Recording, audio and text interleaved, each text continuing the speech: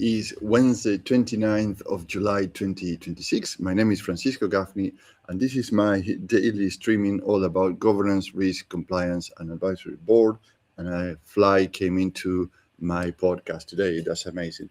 Now, yesterday we looked at international revenue, and the question was, do the economics transfer? And remember, we are talking about how to go international from the advisory board's perspective. And when we're talking about economics transfer, is actually when you have your business in one geography, one jurisdiction, those economics work perfectly fine where you are. But when you're looking into expanding into different geographies, different jurisdictions, that those economies really transfer to the next one, or is something actually is like a vanity move, right? So it doesn't sound very nice, but actually sometimes that's what it is. Now, let's assume that actually what we discussed yesterday, travels is implemented in other countries. You get the quality of the revenue they're looking for, the profit, the margin, the cash flow, etc., etc. So today the move is to the bottom of the advisory board operating system model, which is where we have our performances, your governance, risk, and compliance based on your assets, right? So let's take a look at this today, because the business of going international is where the noise usually starts. And we discussed a little bit about that yesterday. Today, we're going to get more in details about this. So we're looking more into, we have more markets to manage, more suppliers, more data, more customer promises, more reporting packs, and more expectations, not only internal expectations or investor expectations, but also from our market, our customers, our company, our people, our deliveries. Yeah, but not always more is true, and this is something we have to look into. That is the risk today. So the operational noise. The business starts receiving more information and understanding less, and this is a quite dangerous situation to be. So each market tells its own story, each partner uses its own language, each team reports slightly differently, and each system has its own version of what happened, because at the end, the systems are reporting, and when you do reporting, pretty much you're auditing the past. You're not having a live dashboard of what is going on right here, right now. So you as a founder, or you as a board member or part of the executive team, get pulled into what is called translation. And it's not the language translation in different languages. It's not a control system. That is the guessing game with a bigger map, right? So you're going to trying to pull all that information and make it work so it makes sense. What are the markets really saying about what we do and how we do this, right? Because it's not about anymore about revenue economics. It's about systems, controls, governance, risk controls, etc., etc. So let's take a look at three problems with this. Problem number one is resilience being described but not proven, right? So we can say, and remember, we have three legs in resilience, which is operational, prevention, and economics. But in this case, is described, but not really proven. What is the evidence of the things that we are saying in terms of resilience? So a board cannot rely on statements such as, "Oh, we are resilient because A, B, C, D." Perfect. Where is the proof of that, or the evidence of how we are supporting that statement? Or the team has it covered, and you heard that so many times. Oh, we have covered, we have the team, everybody's on board. Well, you need to prove that. You need to provide the evidence of that. It's not a tagline anymore. You have to provide hard evidence of those taglines. So what service matter most, and how you prove that? What happens if that fails, and how you prove that? And which is a recovery plan? You have to prove the evidence of that. Meaning actually control the processes. What are what triggers what at what time, and who are accountable? Who's the people responsible for what? And how fast can they recover, right? So who owns that response? As I mentioned, responsibility.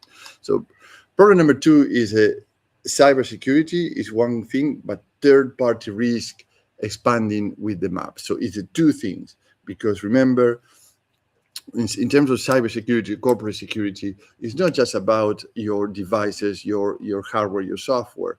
When people are traveling, they are leaving things behind. A conversation in an airport can be overheard by somebody else. And believe me, I've been in places where people was listening actively what was said on the next table. And this happened. There's nobody told me this. When we got trainings about this back in the 90s, I say, careful how you speak in public places about company information. We were like a ha ha ha.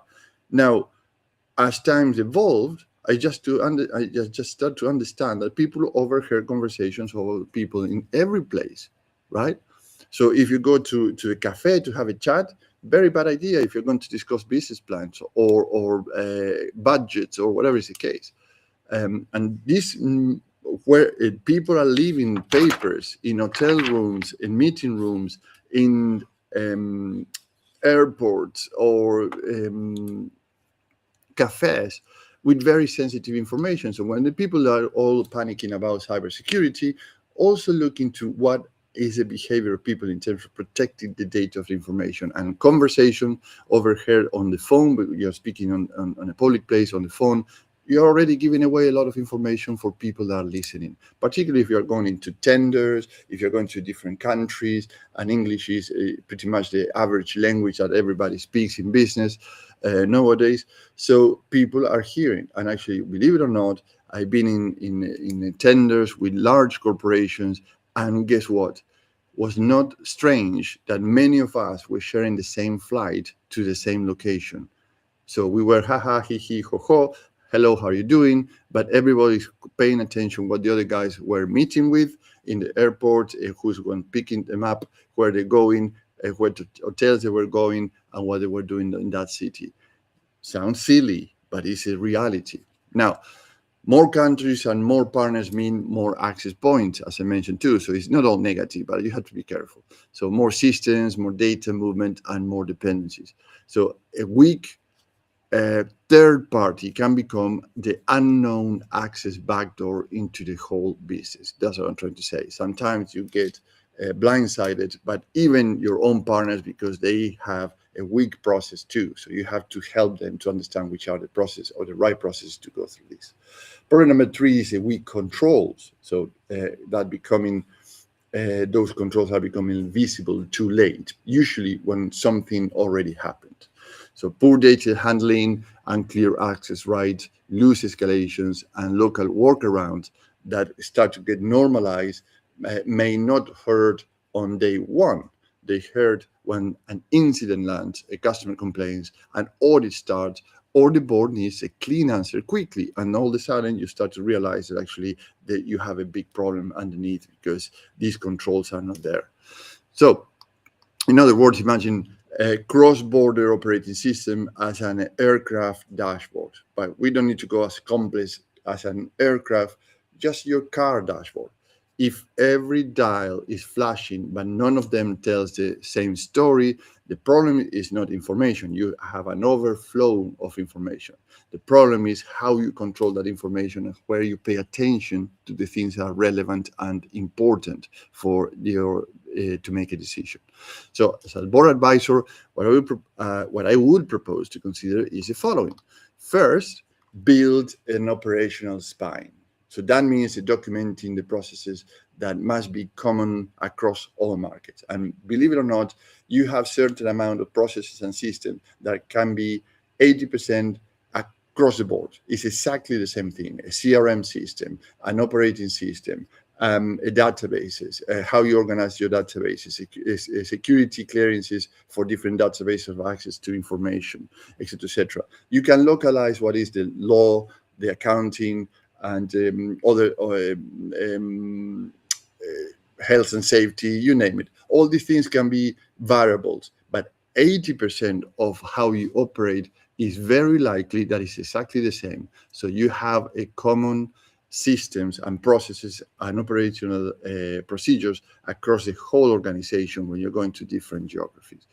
For example, how customers are onboarded. This is something else that you can have that is common for everybody. How is pricing approved? How is delivery quality checked? How are expectations escalated? How are partners reviewed? How are incidents recorded, right? So all these are things that pretty much are common for any other geography. So without that common spine, expansion becomes very noisy and very fast because every single body have a different process and ways to do things, and that start to get very chaotic. The second thing is force governance visibility, right?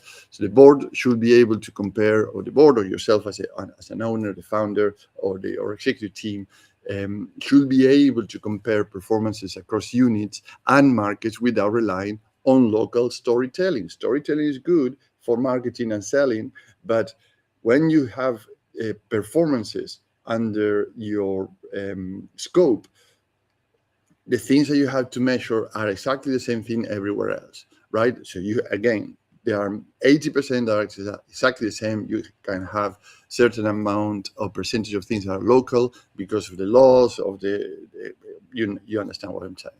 So that does not mean every market looks identical, right? It means the core signals are comparable.